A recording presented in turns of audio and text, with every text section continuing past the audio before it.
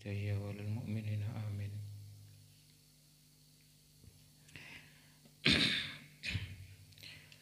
Qala rahimahullah ta'ala wa nafa'na bihi wa bi ulumihi wa bi asrarihi fid-dharaini amin ya mujibas sa'ilin. Bismillahirrahmanirrahim. Qala dawuh sapa sayyidi Gusti ingsun Abdul Qadiril Jilani Qaddasa muga nucekaken sapa Allah Gusti Allah sirrahu ing manah batine Sayyidi Abdul Qadir Al-Jilani. Dawuhipun Sayyid Abdul Qadir Jilani, la budda likulli mu'min fi sairi ahwalihi min salasati asya. La budda ora kena ora likuli mukminin kedua saben wong kang iman fi sairi ahwalihi ing dalem skerine pira-pira tingkai ing dalem segala kondisine kuli mukmin min salasati asya saking telu pira-pira perkara. Amrin nyatane perintah yam tasiluhu kang matuhi sapa kulli mukmin ing amr wa nahyin lan nyatane panyegah yajtani buhu kang ngedoi sapa kullu mukmin ing nahi wa qadaren lan pasten yardo kang legawa sapa kullu mukmin bihi kelawan qadar. Niki dawuhipun Syekh Abdul Qadir Jilani dawaken bilih dawuh bahwasannya setiap orang yang beriman dalam segala kondisinya ini tidak akan lepas dari tiga perkara, yakni momen di mana dia harus mentaati perintahnya dan di momen yang lain ada larangan yang harus dihindarinya, dan momen di mana dia harus menerima akan garis tangannya. Fa aqallu halatil mukmini mongko utawi luweh sithike luweh minime pira-pira kondisine wong kang iman iku la yakhlu ora kasepen apa sapa kullu mukmin fiha ing dalam halatil mukmin min ahadi hadil asya'i saking salah sijine ikilah pira-pira perkara as-salasati kang telu. Jadi pasti minim itu berada di salah satu di antara tiga kondisi tadi. Jadi orang yang beriman, orang yang menjalankan syariat Tuhan, Tuhan memberikan sebuah aturan main kehidupan di mana manusia dalam keterbatasan maka butuh adanya aturan. Aturan syariat itu merupakan kebutuhan. Kenapa? Karena keterbatasan. Karena kita tidak tahan akan tekanan, tidak tahan akan cacian, tidak tahan akan pukulan, maka kita butuh aturan. Orang lain dilarang untuk mencaci maki kita, dilarang untuk memukul kita, apalagi membunuh kita. Itu semuanya sebetulnya kita. Lah demikian pula orang lain dilarang menekan kita, melukai kita, demikian pula kita. Tidak boleh untuk menyakiti atau memukul, bahkan membunuh yang lain. Jadi aturan itu sebetulnya merupakan kebutuhan kita. Berarti syariat itu memang harus ada. Kenapa harus ada? Karena keterbatasan kita. Yang tak terbatas itu Tuhan. Tuhan yang enggak ada batasan. Karena Tuhan mampu segalanya, tahan segalanya. Ya, maka Tuhan nggak butuh batasan. Tapi manusia kita ini ada keterbatasan sehingga kita butuh aturan. Di jam 12 malam kita butuh istirahat, maka orang lain dilarang untuk membaca Al-Quran keras-keras. Ya, meskipun Al-Quran itu baik, tapi kalau mengganggu tidur kita maka dia haram membacanya. Ini karena keterbatasan semuanya. Jadi harus ada aturan, harus ada syariat. Jadi ideologi freedom, bebas, tanpa batas itu salah. Salah total karena kita butuh aturan. Karena kita dalam ketidakmampuan. Tidak seperti Tuhan. Oleh karena itu, dari kondisi yang kita lewati, mesti kita akan berada di kondisi di mana kita harus mentaati. Ya tadi misalkan, jam 12 malam kita berada harus taat. Kita enggak boleh keras-keras mengganggu orang yang sedang istirahat. Meskipun itu dengan baca Quran misalkan. Jadi, ini berarti harus kita patuhi. Dan kita dilarang ini, dilarang itu ila akhirih. Jadi ini merupakan kondisi yang pasti dilewati oleh setiap orang yang beriman dan harus mentaati aturan main Tuhan. Dan di antara gambarannya dia diharuskan untuk berusaha ya, dalam dalam ngopeni titipannya sing rupane nyawa, rupane raga, rupane keluarga. Ini kewajiban untuk kita jaga. Maka kita harus berusaha untuk ngopeni mereka, untuk kasab, ya, untuk bekerja.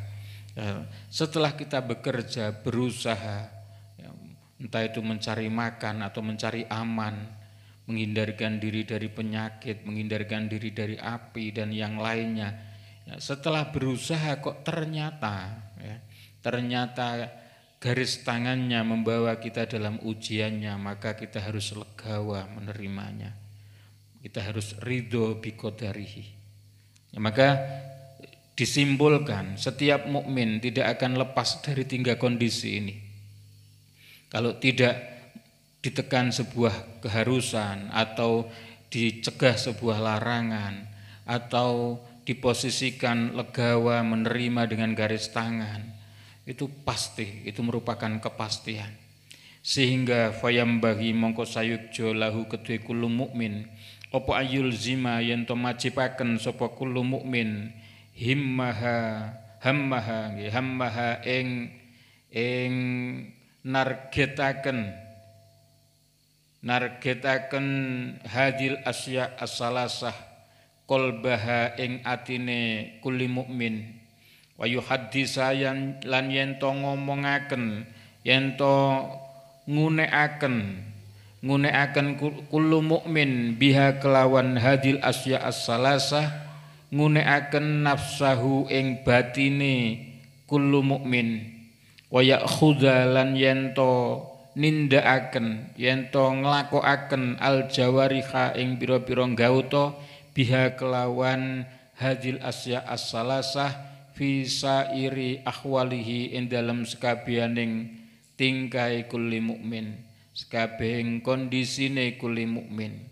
Oleh karena itu seharusnya orang yang beriman ini untuk menetapkan, menjadikan sebuah keharusan, mewajibkan sendiri ya, untuk mentargetkan 3 kondisi tadi. Bahkan di dalam hatinya, di batinnya untuk terus diucapkan itu. Aku harus memenuhi ini, aku harus enggak boleh melakukan ini, aku harus menerima ini gitu. Wa ya'khudha jawarih, dan anggota raga badannya ini diajak untuk menunaikannya. Menunaikan perintah, menghindari larangan dan menerima garis tangan. Ini harus itu ditargetkan dan dibunyikan di dalam batin dan ditunaikan, dilaksanakan, direalkan di anggota badan. Ini untuk mempraktekkan ini aturan main Tuhan, syariat yang sudah ditetapkan, dan yakin kalau itu memang yang terbaik untuk kita. Seluruh syariat itu tidak ada yang ujungnya adalah menguntungkan Tuhan, sama sekali tidak. Tapi semuanya itu menguntungkan kita, itu yang agar baiknya kita. Semuanya demikian, oleh karena itu harus kita tunaikan. Kalaupun toh kita ditakdirkan ya, yang di mata kita kurang beruntung misalkan, itu sebetulnya tidak lain adalah cara Tuhan untuk menaikkan tahapan kita, level kita, kemampuan kita. Jadi kita diuji, kita misalkan dibikin jatuh berdarah sama Tuhan, itu biar kita semakin kuat mental kita. Mungkin awal kita akan meneteskan air mata, tapi kemudian kita akan menyadari bahwa itu tidak ada guna. Itu cuman hanya mempermalukan kita saja. Maka mental kita semakin kuat ya, ke depannya. Kembali terulang hal yang serupa, kita sudah cuman ketawa-tawa saja karena mental kita sudah bertambah.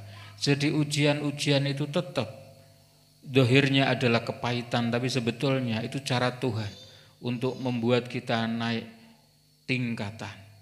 Yang namanya naik telundakan ya tentu keringatan. Jadi itu sudah manusiawi wajar, jadi enggak usah disesali. Itu memang cara Tuhan untuk membuat kita naik satu tingkatan. Wal maqalatu utawi dawuh as-saminatu kang kaping 8 iku an Abi Bakrin, dawuh saking Abi Bakar As-Siddiqi radhiyallahu an, salasun nyatani dawuh salasun utawi telung perkara iku latudroku ora bisa den susuli, ora bisa den kejar apa bisalasin kelawan gawe telung perkara liya. Ai salasu khisalin tegese utawi telung pakerti iku latutlabu ora bisa den suprih apa salasu khisal bisalasati asya'a kelawan telu pira-pira perkara. Dawuh Abu Bakar As-Siddiq, ada 3 perkara yang tidak bisa ditambeli, dikejar, digantikan dengan 3 yang lainnya. Al-ghina nyatane kesugihan, bil muna kelawan harapan, kelawan pinginan, bidomil mimi kelawan kawaca dhammai mim, jamul munyati utawi muna iku jamae lafat munyah. Ai fala yahsulu tegese ora bisa hasil apa al-ghina kesugihan bil amaniyi kelawan pira-pira harapan, kelawan pira-pira pinginan, bal bil kismati balik kelawan panduman minallahi ta'ala saking Allah ta'ala. Salah satu poinnya adalah kekayaan tidak bisa digantikan atau dikejar, ya dikejar dengan sekedar harapan, sekedar keinginan. Ya. Jadi misalkan ya, kita makan misalkan ya, makan ini sebuah berarti kita lebih kaya dari orang yang enggak makan. Ya, tentu hanya sekedar ingin, hanya sekedar harapan, kita kapan akan kenyang? Maka kita harus ada pergerakan, kita harus ada usaha untuk menggapai keinginan tadi. Ketok enek beras, enek LPG, enek aluminium disawang tok karo mikir pengen mangan sego, kapan matenge? Jadi harus ada pergerakan, harus ada yang dilakukan gitu loh, untuk mengejar impian. Jadi setelah itu, setelah kita mengejarnya, kita usaha, baru kemudian Tuhan yang menentukan. Ya, kalau memang rezeki kita maka nasi akan matang, tapi kalau tidak ya maka dicamplak hewan, ya sudah berarti bukan rezeki kita.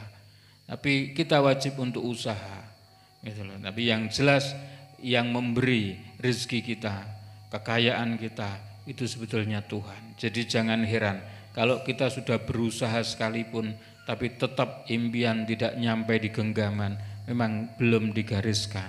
Berarti bagaimana? Jangan kejar dunianya, kejarlah sang pemiliknya. Maka dunia akan di genggaman Anda. Wassababillahi